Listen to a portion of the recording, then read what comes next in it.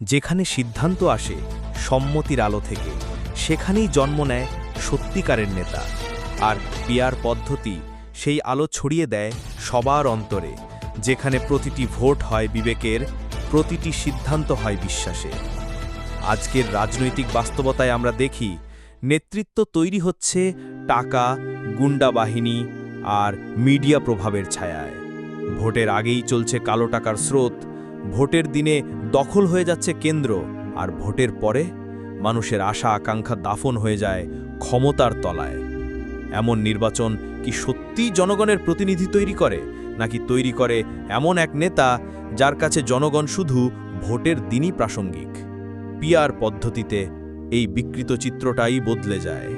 এখানে জনগণ শুধু ভোট দেয় না, তারা নিজেরা মিলে যোগ্যতা বিচার করে, নিজের অভিজ্ঞতা, মূল্যবোধ ও বাস্তব পর্যবেক্ষণ থেকে নেতা নির্বাচন করে। এখানে ভোট চুরি হয় না, কেনা বেচা চলে না, কোনো রাজনৈতিক দানব বা বিত্তবানের ছায়া থাকে না। এই পদ্ধতিতে এক একটা নেতা ওঠে আসে দায়িত্ব, সততা আর জনসেবার পরীক্ষায় উত্তীর্ণ হয়ে।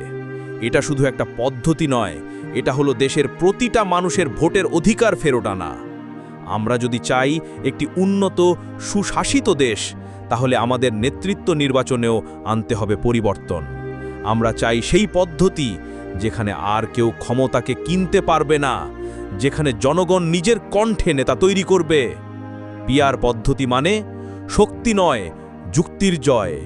মানেই একটি ব্যবস্থা যেখানে জবাবদিহিতা, স্বচ্ছতা এবং নৈতিকতা একে অপরের হাত ধরে চলে। এটাই আমাদের ভবিষ্যৎ, এটাই হোক আমাদের দাবি। নেতৃত্ব চাপিয়ে নয়, গড়ে ওঠে সম্মতিতে। এদেশের মানুষের ভাগ্যের পরিবর্তন তখনই আসবে যখন মানুষ নিজে সিদ্ধান্ত নিতে পারবে। চলো আমরা সেই পথেই হাঁটি, যেখানে নেতা হবে আমাদের মতের প্রতিফলন, আর পিয়ার পদ্ধতি হবে সেই আলো যা অন্ধকার ভেদ করে ভবিষ্যৎ গড়ে তোলে।